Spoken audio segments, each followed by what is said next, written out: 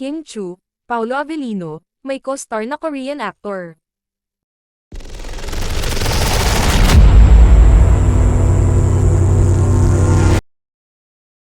Ang bongga naman ni Kim Chu at Paolo Avellino dahil makakasama nila sa upcoming series nila si Kim Won-sik.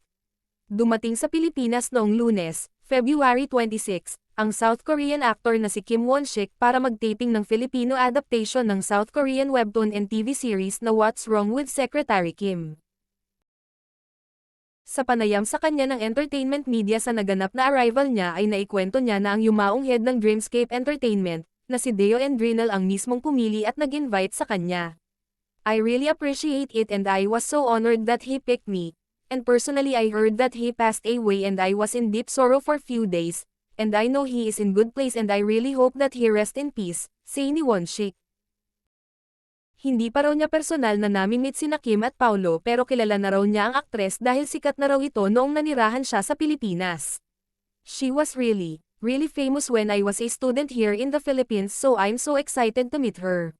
Dito kasi nag-aral sa ating bansa si Won-sik sa loob ng 6.5 years kaya nakakaintindi at nakakapagsalita siya ng konting Tagalog.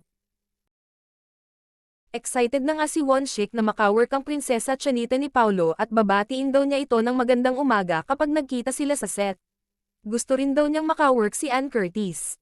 She was also really famous when I was young, say niya.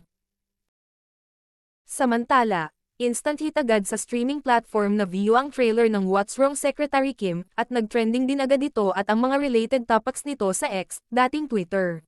Say ng mga netizen, kuhang-kuha ng Pinoy adaptation ng kilig at vibes ng South Korean version pero hindi pa rin daw nawala ang Pinoy flavor at humor. Mapapanood na simula March 18 sa Viu ang nasabing Kim Pao series.